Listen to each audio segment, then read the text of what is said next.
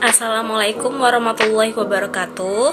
Perkenalkan, nama saya Indah Istiqomah, NPM 2012110070 dari kelas Komunikasi Bisnis P2. Di sini saya akan mempresentasikan tentang rapat bisnis. Pengertian rapat bisnis. Rapat bisnis adalah pertemuan dua orang atau lebih di suatu tempat untuk membahas hal-hal yang berkaitan dengan tujuan bisnis. Perbedaan rapat bisnis yaitu berfokus dengan kegiatan atau tujuan bisnis. Rapat non-bisnis yaitu berfokus dengan kegiatan atau tujuan non-bisnis. Ini adalah tujuan rapat bisnis. Yang pertama, penjajakan ide atau gagasan, yaitu rapat mengumpulkan berbagai ide atau gagasan yang dikemukakan oleh peserta. Yang kedua, evaluasi ide atau gagasan, yaitu dapat menghasilkan keputusan yang tepat dan mengevaluasi kesalahan dari ide atau gagasan yang dikemukakan. Yang ketiga, pengambilan keputusan, yaitu dapat menentukan keputusan yang diambil berdasarkan suara peserta yang telah disepakati. Yang keempat, membuat dokumen, yaitu dokumen dibuat sebelum ide atau gagasan dijalankan. Yang kelima, memotivasi peserta rapat, yaitu untuk memberikan motivasi peserta agar meningkatkan kinerja kerjanya. Adapun jenis-jenis rapat menurut Oliver Serat, yaitu pengarahan, berisi pengarahan yang diberikan oleh pemimpin rapat untuk menyampaikan informasi atau arahan serta perintah kepada karyawan dalam perusahaan. Rapat konsultasi berisi sharing informasi dengan berbagai pihak lain yang terjadi suatu proses untuk saling memberi dan menerima ide atau gagasan dari pihak lain. Rapat komite yaitu suatu bentuk pertemuan sekelompok orang yang memiliki latar belakang profesi yang berbeda untuk memutuskan suatu masalah tertentu berdasarkan suara terbanyak. Rapat dewan yaitu suatu bentuk pertemuan sekelompok orang yang memiliki latar belakang minat yang berbeda untuk memutuskan suatu masalah tertentu berdasarkan suara terbanyak. Negosiasi yaitu negosiasi yang diharapkan dapat diperoleh suatu titik temu atau kesepakatan dengan cara saling menguntungkan semua pihak. Jenis-jenis rapat menurut Strabel. Rapat informasional diadakan oleh dua orang atau lebih untuk menyampaikan informasi tertentu kepada para peserta rapat. Informasi yang disampaikan harus jelas, ringkas, menarik, dan tidak bertele-tele. Rapat motivasional diadakan oleh dua orang atau lebih untuk memotivasi peserta rapat. Rapat partisipatif diadakan oleh dua orang atau lebih untuk meningkatkan tingkat partisipasi dalam rapat. Diperlukan kemampuan mendengar dengan baik agar dapat memahami cara berpikir orang lain serta menghargai ide, gagasan, atau pandangan peserta rapat yang lain. Berikut ini adalah persiapan rapat bisnis. Undangan diedarkan beberapa hari sebelum rapat berlangsung. Waktu dan tempat perlu dipastikan terlebih dahulu sebelum undangan diedarkan. Berapa lama waktu rapat bisnis, yaitu pada waktu mulai dan berakhirnya rapat. Pembawa acara, yaitu MC, diperlukan untuk memandu rapat agar rapat tersebut dapat berjalan dengan lancar. Ketua panitia penyelenggara, yaitu ketua panitia memberikan laporan atas pelaksanaan rapat.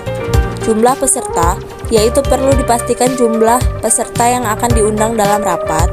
Peserta yang diundang, yaitu peserta berasal dari berbagai divisi, departemen, atau bagian dalam dan luar perusahaan. Narasumber, yaitu penunjukan siapa yang akan diminta menjadi narasumber dalam rapat bisnis. Alokasi waktu untuk narasumber, yaitu dalam rancangan agenda rapat bisnis sudah dicantumkan dengan jelas berapa waktu untuk masing-masing narasumber yang akan menyampaikan materinya dalam rapat bisnis tersebut. Waktu istirahat, yaitu agenda rapat bisnis sebaiknya sudah memperhitungkan waktu khusus untuk istirahat, sholat, dan makan siang atau malam. Presensi peserta, yaitu petugas yang diberi tugas mengecek presensi atau kehadiran peserta sudah selayaknya datang lebih awal daripada para peserta rapat bisnis. Akomodasi, yaitu bidang akomodasi mencakup kesiapan penginapan dan konsumsi bagi para peserta rapat. Fasilitas pendukung lainnya, yaitu seperti sound system, LCD proyektor, akomodasi peserta rapat, dan sebagainya. Kemudian ini adalah pelaksanaan rapat bisnis, yaitu gaya persegi 4 dapat digunakan untuk rapat bisnis dengan jumlah peserta yang relatif terbatas, dan dengan jumlah tersebut dimungkinkan interaksi yang lebih baik antar peserta. Bentuk huruf U digunakan untuk jumlah peserta yang lebih banyak daripada bentuk persegi 4 dan memungkinkan narasumber lebih leluasa dan lebih mudah melakukan pendekatan secara tatap muka dengan setiap peserta yang ada di berbagai sisi. Gaya ruang kelas dapat digunakan untuk rapat bisnis yang dihadiri oleh para peserta dengan jumlah mencapai ratusan orang. Susunan tempat duduk tersebut memiliki keterbatasan, diantaranya langkah gerak narasumber yang terbatas. Gaya melingkar, yaitu memberikan peluang interaksi antar peserta menjadi lebih baik dan dalam jumlah relatif lebih sedikit. Gaya chevron, susunan tempat duduk gaya ini membentuk huruf V dan memberikan keluasan bagi audiens untuk dapat lebih memusatkan perhatian atau fokus pada pembicara yang berada di depan. Gaya modifikasi, susunan tempat duduk gaya ini masih berbentuk V, tetapi gaya ini menempatkan baris tempat duduk di sisi tengah antara sisi sebelah kiri dan sisi sebelah kanan. Gaya setengah melingkar, yaitu tempat duduk gaya ini memberikan keluasan bagi pembicara untuk bisa berinteraksi dengan audiensnya lebih dekat dan memberikan ruang gerak yang cukup bagi audiens jika pembicara menyajikan game atau permainan di dalam ruangan yang memungkinkan antar audiens berpindah tempat duduknya. Gaya kelompok, susunan tempat duduk gaya kelompok ini disusun berdasarkan kelompok-kelompok kecil di mana audiens duduk di kursi yang telah disusun secara melingkar. Kesimpulannya adalah, rapat bisnis merupakan bentuk pertemuan dua orang atau lebih di suatu tempat, baik di dalam maupun di luar kantor, untuk membahas hal-hal yang berkaitan dengan kegiatan bisnis. Rapat bisnis berorientasi pada bisnis dan bertujuan untuk mencapai beberapa target yang diinginkan.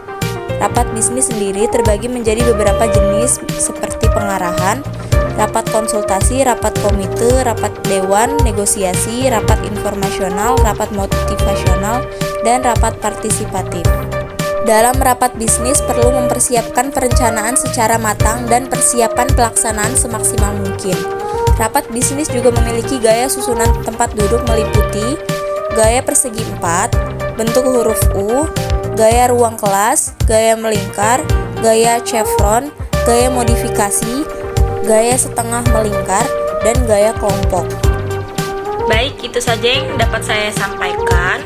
Semoga bermanfaat. Wassalamualaikum warahmatullahi wabarakatuh.